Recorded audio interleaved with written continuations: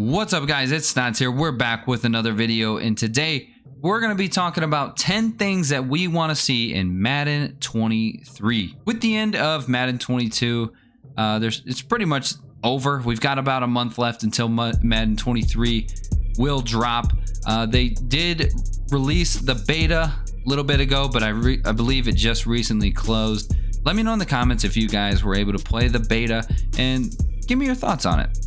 What were some takeaways from Madden 23? I played the Madden 23 beta and there wasn't a whole lot to do, but it just gave you a good idea of how the game's gonna play. Obviously that wasn't the final version of the game. They still have a month and probably have a lot of things to fix. But as far as gameplay goes, I felt that it was pretty smooth. I think the frame drops weren't as bad as they were in Madden 22. The game looked good. It played okay. There's probably a lot of things they still got to patch. As far as Ultimate Team goes, there wasn't a whole lot you could do. All you could do was you could actually do head-to-head. You could also do some solo challenges, stuff like that. But as far as the menu goes, everything looks the same except for the the new tabs thing that they just came out with on your item binder and the auction house and the sets that you can do. It's pretty much all in one tab, so it's easier to navigate, which is good. I also noticed that the menu is much smoother. Madden 22 Next Gen, we all know the menu is a little bit laggy, and I'm hoping maybe they're gonna fix that come this next season. But this video is not about the beta, so what you guys really wanted to see was 10 things that I want to see in Madden 23. So let's get right into it. If you guys are new around here, be sure to subscribe and throw a like on the video. Much appreciated. Let's get into it. So the very first thing that I want to go over that I think should be in Madden 23 is better rewards. This is something that really struggled in Madden 22. Rewards in Madden 22 were absolutely horrible. Not good at all.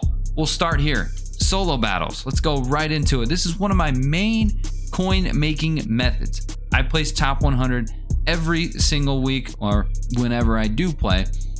Beginning of the year, I place top 100 every single week, and it's my main income of coins and stuff like that. There were a lot of coins to be made in this year, but they made it less. The years prior to that, there was the option to take away coins instead of the packs. This year, they make you pull the packs, and most of the time, there's nothing in those packs.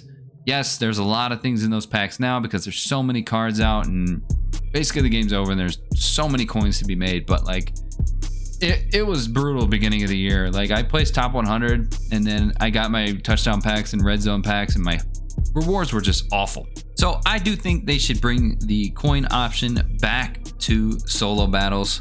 The next game mode we're going to talk about is head-to-head seasons. Head-to-head seasons, man. The rewards now are good.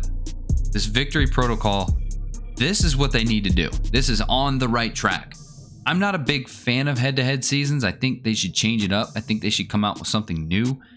They've been doing this for years, but the rewards pretty much all year long on head-to-head seasons were just not good. I do like what they're showing right here. Victory protocol, this was a step in the right direction when they started doing this.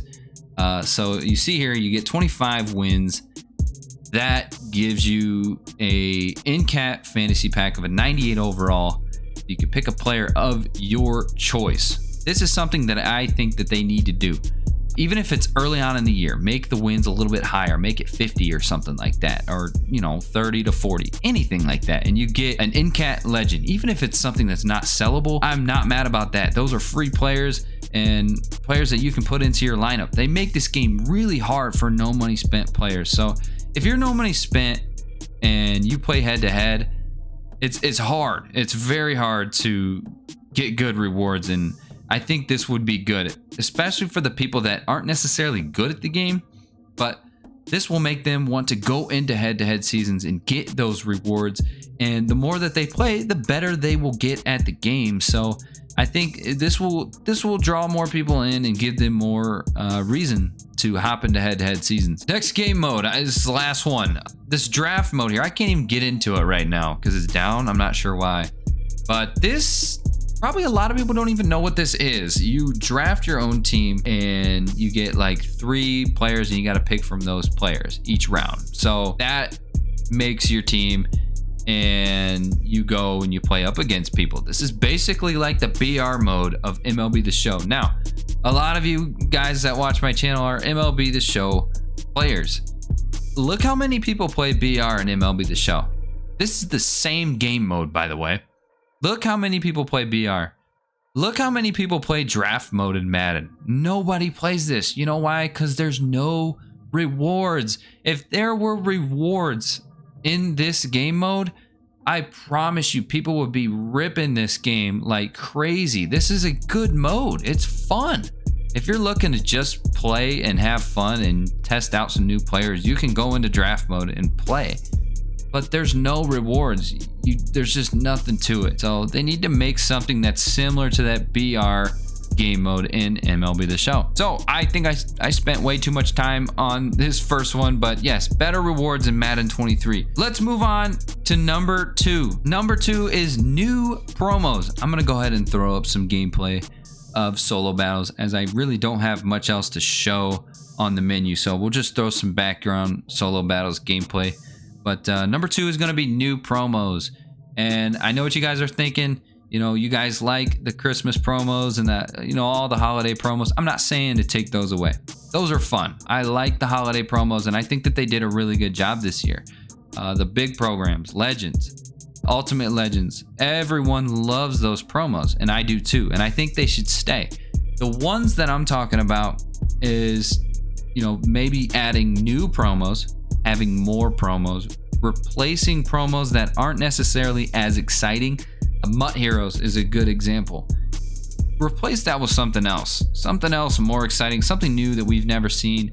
Let's refresh it a little bit. I've been playing since Madden 17, well, on Ultimate Team anyways, and the promos are very similar every single year, and we need to see new stuff. I think this will kind of refresh the game a little bit. I'm not saying get rid of the holiday promos because those are a lot of fun, but I'd like to see new promos. Number 3, we're going to talk about desyncs.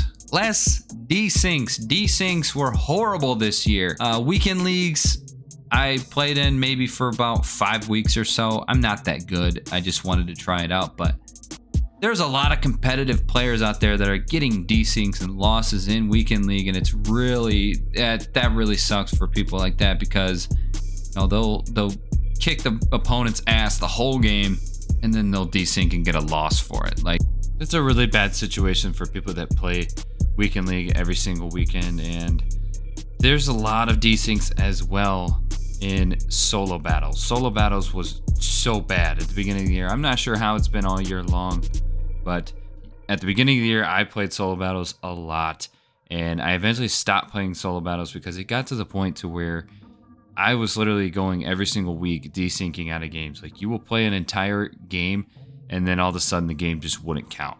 It was very, very draining, and it really made me want to stop playing the game. And that was just only with solo battles. I can only imagine what people were going through that played weekend league every single weekend and would desync games and would be fully capable of making top 100, but they end up not being able to do it just because of desyncs. For number 4, it's going to be a quick one. John Madden needs to be in the game. Not only that, obviously he's going to be in the game. I want this guy as a player in this game. John Madden was in the NFL a long time ago. He didn't play very long. He was an offensive lineman. Ended his career short due to a knee injury, I believe it was. But we've never seen that before. As crazy as it sounds, John Madden himself has never had a player. And I think it's time. This should be the year that he gets a card. And maybe later on in the year, he gets those out of position cards so he can be like a corner, running back, receiver, whatever it may be. I think that'd be pretty cool. Next, for number 5, it's going to be the NCAA Integration for franchise mode. Now, I don't know if they're going to be releasing NCAA football anytime soon around the same time as Madden 23. I don't think they will. I think it'll be more towards Madden 24. But I think this year they can tease a little bit more. And I'd like to see some kind of NCAA integration in franchise mode. maybe have something like towards the end of the year to give you an option to play like the college playoff or something like that. It doesn't have to be the exact same players that are currently in college football, just make up names, but that'd be cool just to have the option to play the college football playoff, see what players are really good, and see which ones are declaring for the draft. And it'll also give you an option to play with those players before they reach the pros and see if you like those players before you draft them. But I guess that's more so for Madden 24. Madden 24, I think they should go all out. I remember back in the day, you can import rosters from your NCAA dynasty into the current Madden that was being played. And you could also transfer over like a Road to Glory player into a Madden as well. And I think that'd be pretty neat. Next, for number 6 is custom playbooks. I noticed in the Madden 23 beta, they did shorten up playbooks. Playbooks are a lot smaller, a lot easier to navigate through. I do like that, but I've been asking for this for years. I don't think it's going to happen, but just wishful thinking. I would love to see custom playbooks. What I mean by that is plays that you like in certain playbooks, and being able to create your own would be really cool. So what I mean, so say, you know, you like a couple players in the Seahawks playbook, right? Or not players, plays, and you like a couple plays in the Bucks playbook.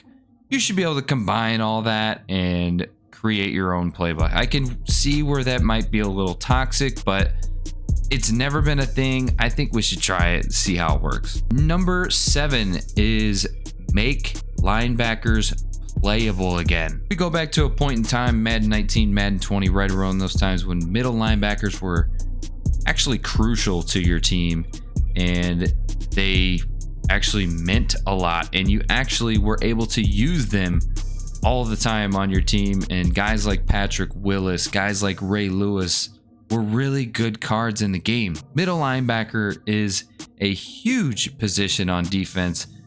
Most of them are the captains, are their defense. And these last 2 years, middle linebackers have been completely unusable, and we've been subbing them in for defensive backs. I just don't like that. That's not fun. Like, I want to be able to use Ray Lewis and stuff like that. The fact that Ray Lewis is sitting on people's benches and almost one of the best middle linebackers of all time is just ridiculous. They need to nerf middle linebackers, make them usable again. Next gen pretty much ruined that. Middle linebackers are just very, very slow this year. And yeah, I would love to see that come back. Going to number 8, this would be a real quick one.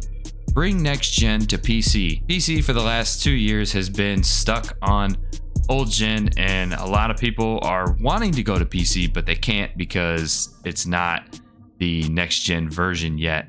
So nobody's going on PC yet because they want to play the next gen versions, and it's been 2 years, so I think it's time to make PC next gen. Number 9 is core elite progression and regression. So this is an idea of mine. If you guys play MLB The Show, you guys might be familiar with this. But basically how it works over there is if there is a player that is playing well, they will get promoted. They're, what do they call it? Live series cards, which is basically equivalent to a core elite or core gold, any core card in the game. So basically in MLB The Show, how it works, if a player is playing well, their overall will go up. If a player is playing bad, their overall will go down. I would love to see this in Madden. A lot of players you see last year that kind of started out kind of bad. Guys like Mahomes. Mahomes was an 88 overall to start off the season, and he didn't really play very well starting it off. So it would have been cool to see him go down a little bit. Players that weren't necessarily high overalls, like the rookie Micah Parsons. He started off the year hot. And it would be cool to see a rookie jump up to an elite really quick if they have a good week. I would just like to see that throughout the season. It would make flipping and stuff like that pretty cool, investing, coin making opportunities, but we all know EA doesn't like that, so wishful thinking. And last but not least, coming in at number 10, get rid of NCAT. NCAT was something that came out this year in Madden 22. And basically what it means, it's a player that you earn that you cannot sell, and you cannot put them in sets. In Madden 21, it used to be NAT, which is just not auctionable, but you could put them in sets, which means that you could redeem those guys in a set and get a card that is sellable. I just don't see the negative in that. Rack up enough NAT players and put them in sets and get a sellable player. What's the negative in that? I don't know why they brought the NCATs in this year. It's just stupid. I think it's a big waste, and I really don't see a benefit in it at all. So yeah, let's get rid of the NCATs. But yeah, guys, that's gonna be it for this video. Those are 10 things that I want to see in Madden 23. We're counting down the days, man. Content's really hard right now. There's not a whole lot to do in Madden 22, but we're looking forward to 23. We're almost there, about a month left. Cannot wait for release. If you guys are new around here, be sure to subscribe to the channel and leave a like on the video. Also, if there's something I missed, what do you guys want to see in Madden 23 this next year or so? You guys are great. I'm out of here. Peace.